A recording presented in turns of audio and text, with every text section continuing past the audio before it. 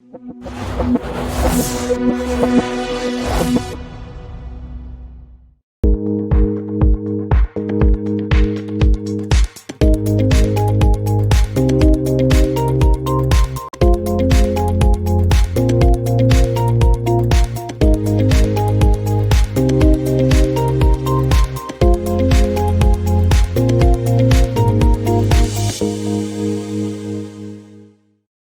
everyone, I'm back with Coibion with the OC Wellness. How are you? Hey, how's it going? I'm doing well. It's great to be here. Thank you so much for thinking of me. Absolutely, I appreciate you coming on. Oh. So tell us a little bit about yourself personally before we dive into the business. So, obviously my name is Taylor and I'm 28 years old. I have a family, I have a wife, I have a kid, and I have a wellness studio that I love. I also am an advisory board member for a nonprofit, and we also have our own podcast that is called Young Professionals of Conroe, where we try to shine light on young entrepreneurs in the city of Conroe. Awesome. Is that the nonprofit?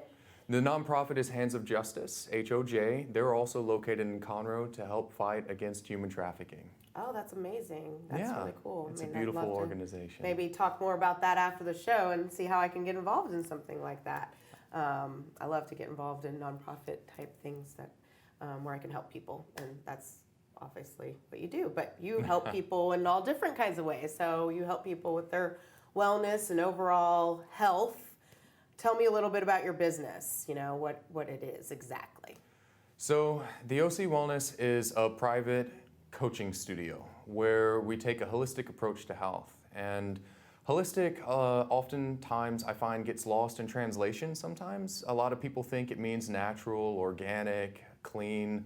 However, by definition standpoint, it means, holistic, whole, as in whole health. Your health is not just one thing. Your health is not just exercising. It's not just nutrition. It's breathing, it's stress management, it's environmental factors. That's what holistic means by definition, and at least by my interpretation. So we do take a holistic approach here at the OC and guide clients through their pain management, stress management, wellness, nutrition, fitness goals, so on and so forth. What does the OC stand for? Original captain. Okay. Original is in bioindividuality, and captain for the psychological aspect of health, meaning that you're the captain of your own ship. Okay, wow. That's not what I would have gone from the OC. I'm thinking California, Everyone thinks California, yeah. People come up, they see OC on the shirt. Several times we've had people come up and say, oh, you're from Orange County.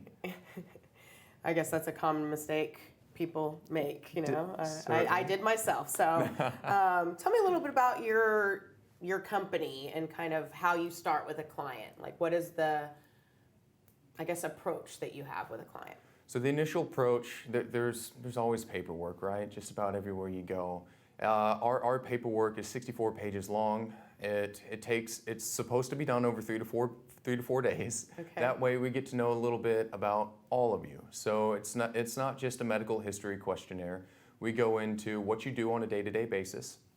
So there will be a section within that paperwork going over what you're doing by the hour and what you're thinking, because back to the C in OC, captain, the psychological aspect of it, it's nice to be able to know exactly how people think and how they react to certain situations. That way you can help tailor the program or learn how to speak to them, for that matter, in a way that they would be more receptive to. There's the nutritional side of the paperwork, there's the stress side, the sleep side, what you're currently doing and how ready you are for certain things. And then when all of that gets done, we put people into different categories under stress, nutrition, movement, rest, and wherever people score in the red would be bad, the green would be good. Mm-hmm. And so if you're way in the red on nutrition, but you're all the way in the green on movement, and you're right there in the yellow on stress, and you're in the yellow on rest, well, obviously you were in the red on nutrition. So that's where we would typically try to see if you're willing to start there. Okay, so focus on what you're not doing for yourself to hopefully kind of balance them all out to make you whole.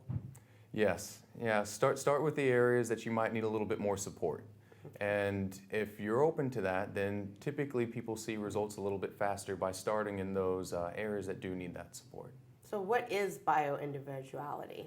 You and I and everybody in general are as different on the inside as we're on the outside. Even bioidentical twins they look very similar on the outside. However, one of them might have a lactose intolerance and the other one might not. So all of our organs are very different. Okay. And on a cellular level, we're all very different.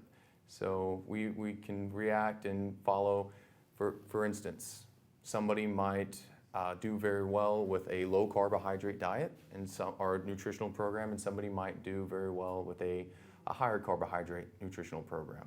It's all dependent on the person. There's no one size meets all.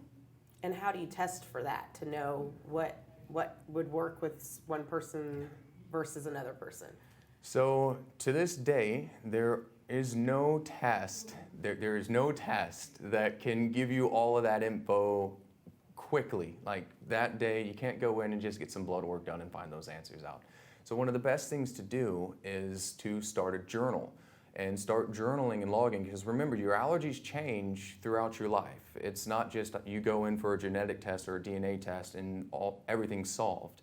That's not necessarily the case. Things are going to change, your cellular structure is going to change as you get older, and as different things, say for instance, you move from Texas to Minnesota, things are going to be just a little bit different, especially over time.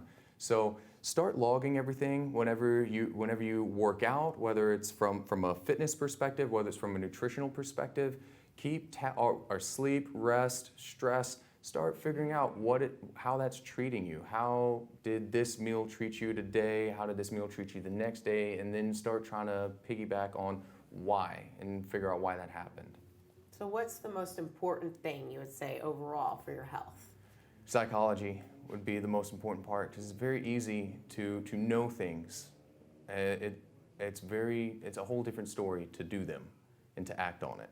A lot of us know that, the Cheetos that we eat aren't necessarily the healthiest or exercise is good for you. Movement is good for you, right? There's a whole movement out there called movement is medicine, and it is, and it's just always nutrition. Food can be medicine as well. It was medicine for thousands of years. So I know that there's all these diet trends and all these things out there, and it's like keto and the vegan and, plant-based and all these different diets out there these days. And plant-based, I know, is becoming super popular right now. I mean, you can barely even go. I mean, I've been amazed at even my husband's plant-based, so I know that even going to like drive-throughs, drive-through food and stuff like that. Fast food restaurants now have plant-based food, because it's become so popular. So, is there any particular diet or that you find that's one of the best ones out there, or one of the best ones to follow? I don't like the term best in general, because I don't believe in a best. I believe in a better for the situation or a better for the individual. Mm-hmm. I don't necessarily, that would be like me saying I have the best gym. I'm not the best fit for everybody. Yeah. I could have a personality clash with someone and they might be better suited somewhere else. And that's A-okay, that's fine. That's one of the beautiful parts about things. So on a nutritional side or a diet side, I wouldn't say that there's a best. I think that a lot of them have trends. Like we can talk about ancestry for a bit, right? So keto is very low on carbohydrates, right? But however, the majority of the world, or most of the world, at least for thousands of years, survived harsh winters or off of grain and carbohydrates. So whenever you eliminate those grains for a lot of people, a ketogenic diet isn't sustainable. And as a matter of fact, most keto studies don't go past 3 months, and some go to 6. I don't believe many, if any, go past 6 months. One might go to 9, but that's not necessarily something you could throw into a lifestyle category. So some things are good for short-term results. Keto is very great for short-term results. So it's pretty high fat, right? It's very high fat, yeah. With all the cheese and some of the stuff that you do eat, in it. And that's a common mistake that people make, is that they think that if we have an abundance of fat in our diet that we'll gain weight. And that was a big thing for a while, for a decade or so, that people thought, oh no, we need to stay away from fats. Yeah, and Atkins and all those. Yeah, so I wouldn't say that there's a best diet out there. The best diet is the diet that you put together for yourself. And the easiest way to do that is you can go to MyFitnessPal and this is so simple, you can do this from your house, and you get to, at that point, log everything. You get to see how many calories you're bringing in. It's not just about calories or macros, but you also get to see the micronutrients. So if you experience any health symptoms, like if you have skin rashing, or if your menstrual cycles are pretty intense, you might be low on some of those micronutrients. You might be able to help out with some of your day-to-day stress. You might be able to help out with some of those symptoms you're experiencing by seeing that some of those areas are pretty low, and Googling what's high in these micronutrients and then incorporate them into your day-to-day eating regimen. It's really that easy for the most part, unless you have a medical disorder that you could use some medical advice for. Okay. And I mean, I know we talked about testing earlier. There's no magic test for this, but do you recommend DNA testing, or what kind of testing could you do to your body to maybe see? I mean, I know we all do our general blood work, hopefully yearly. I know not everybody does that, but I know they were pushing Men's Health last month, to get men, and it was one of the first times I've seen them really push it hard. A lot of gyms, saying, a lot of doctors come in and get tested, because men tend to not go to the doctors as quickly as women do, because we can kind of feel things going on. We're like, doctor, and men are like, we don't ask for directions. Yeah, I've had this bad pain for a year and a half, but I'm just going to keep living with that pain. But what type of testing do you feel would be good for someone to get to find out maybe what next steps to getting their health on track would be? So genetic testing, DNA testing are all so very, very new. So I don't typically send people out for those things, especially because, I've seen it, I've done it, I've experienced it. You can go in, 1 week and have the same test from the same lab, from the same company for genetics testing, and go in 2 weeks later and come back with different results. So it's not 100% consistent yet. So I would put that out. However, some things that are very beneficial, some people come back with high blood pressure or high thyroid or low blood pressure, and that's typically where their testing stops.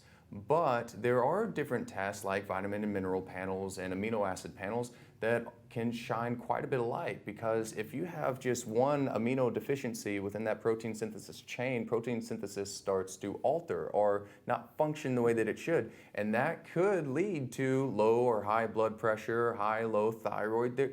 There are answers to most things that you can start finding out just by examining those micronutrients. There's some of the things that you might actually just be lacking, or your body might not actually be taking to, but there is a reason why. So another bit of advice would be, whenever you go to the doctor and they tell you that something's going on, ask why, and continue to ask why until you find the root cause, because we don't want to treat the symptom, we want to treat the cause. We want to treat the cause. And I know you can, even hormone testing, I know, just general, they go deeper than the regular stuff. You go get all your hormones tested as you age. Myself, I'm not getting any younger these days, but you just go, your body changes with age and things like that, and you just have to stay on top of that and figure it out, because I know everything slows down, your metabolism slows down as you get older, but you can, with exercise and with certain foods that fuel your body and things like that, you can, make it better. And I know drinking water is one of those big things, I know I like soda water, is that bad for me? Does that not, I do the soda stream, so I make my own water and stuff. Is that bad? So I wouldn't necessarily say that it's bad or that anything's bad. I do think that, and studies also support that the carbonation is not necessarily the most efficient to eliminate some of our inflammation, our bloating, to maximize the capability of our metabolism. Carbonation is one of those things that a lot of people forget about, that's something that's input into there. Yeah, because I'm putting it into my soda stream as I'm drinking it. Exactly. So that's an additive, right? So remember that's adding something to it, and try to figure out what it is that does. Perfect. Well, I think, you offer consultations for your services. Free consultations. So, tell everyone how they can get a hold of you and get a free consultation.